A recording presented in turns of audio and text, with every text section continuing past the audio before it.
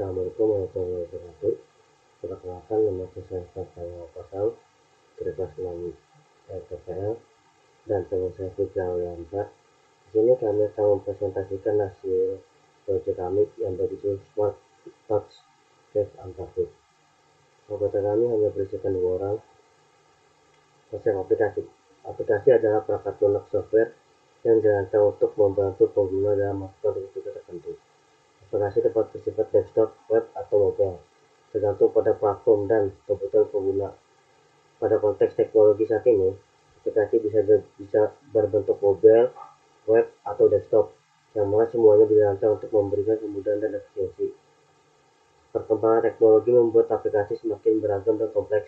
Setiap aplikasi memiliki fitur dan fungsi spesifik yang disesuaikan dengan kebutuhan penggunanya. Aplikasi dapat memudahkan pekerjaan rutin hingga mengakomodasikan kebutuhan tertentu seperti hiburan, pendidikan, dan profesi. Jenis-jenis aplikasi. Jenis-jenis aplikasi ada 3, yaitu aplikasi desktop, web, dan mobile. Aplikasi desktop berjalan di sistem operasi seperti Windows, Mac OS, atau Linux. Aplikasi web diakses melalui browser dan bersifatnya platform atau independen. Aplikasi mobile dirancang khusus untuk smartphone atau tablet, mau baik Android ataupun iOS. Konsep rekayasa perangkat lunak.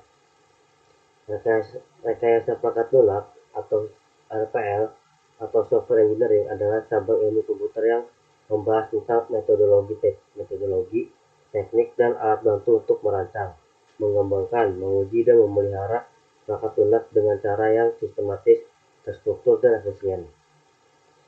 Dengan kata lain, RPL bertujuan agar proses pembuatan perangkat lunak menjadi lebih terukur dan diandalkan berkualitas tinggi, serta dapat dikembangkan dan dirawat dalam jangka panjang. Analisis kebutuhan. Analisis kebutuhan terbagi 2, yaitu kebutuhan fungsional dan kebutuhan non-fungsional. Kebutuhan fungsional: 1. Registrasi dan login pengguna. 2. Data menu. 3. Pemesanan produk. 4. Manajemen pemesanan. 5. Riwayat pemesanan. 6. Pembayaran. 7. Notifikasi. Dan 8. Laporan transaksi. Kebutuhan non-fungsional: kinerja atau performa. 2. Keamanan atau security. 3. Reliabilitas atau reliability. 4. Keterbatasan atau availability. 5. Kemudahan pengguna atau usability. 6. Portabilitas atau portability. 7. Maintainability. Assalamualaikum warahmatullahi wabarakatuh. Saya Fikri Auliansa dari kelas 6E TPL Prodi Ilmu Komputer. Di sini saya akan melanjutkan pembahasan tentang perancangan sistem atau alur sistem. Di mana di sini ada admin, terus nanti itu login admin. Apakah bisa kalau login admin itu bisa melihat data reservasi, konfirmasi pesanan pelanggan, terus verifikasi bukti transfer. Itu kalau admin, dan kalau pelanggan atau user itu bisa registrasi akun jika belum punya akun, lalu jika sudah itu login, terus memilih menu makanan atau minuman, dan bisa juga melakukan pemesanan berdasarkan nomor meja. Lalu bisa juga reservasi dengan input tanggal dan jam, lalu mengunggah bukti transfer sebagai bukti DP-nya biasanya. Lalu melihat status reservasinya, seperti itu. Lalu selanjutnya deskripsi produk, yaitu fitur utama produk mencakup 1. Menu digital yang interaktif, mulai dari foto, deskripsi, dan harga. 2. Pemesanan otomatis dari pelanggan ke admin dan ke meja kasir. Di meja kasir. 3. Riwayat pesanan per meja. 4. Panel admin untuk manajemen menu dan laporan.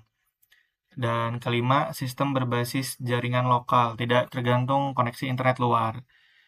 Lalu target pasarnya itu yang pertama, kafe yang memiliki skala kecil hingga menengah yang ingin beradaptasi melalui teknologi digital yang terus berkembang agar tetap harus mengikuti tren masa kini.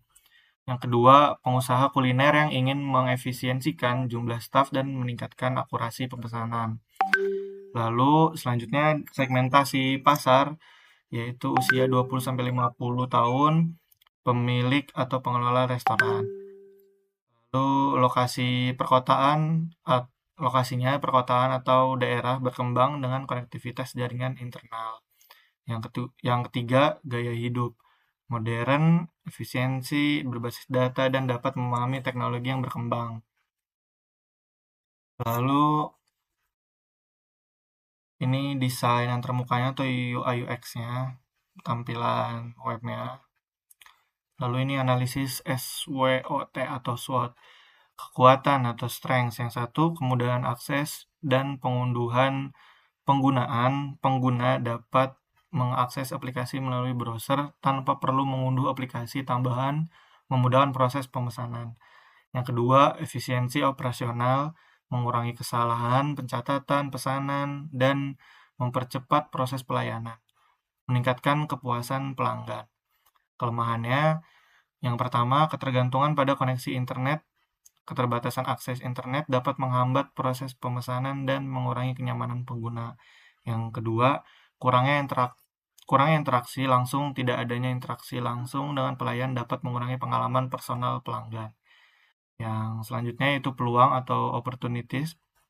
Yang satu, ekspansi pasar, peluang untuk menjangkau lebih banyak pelanggan dengan memperluas jangkauan layanan ke daerah-daerah baru.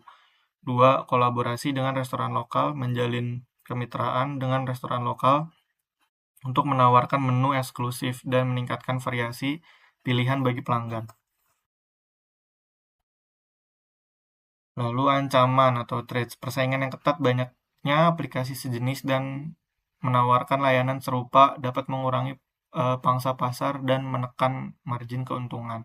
Yang kedua, perubahan regulasi kebijakan pemerintah yang berubah terkait pajak, keamanan data, atau regulasi lainnya dapat mempengaruhi operasional aplikasi.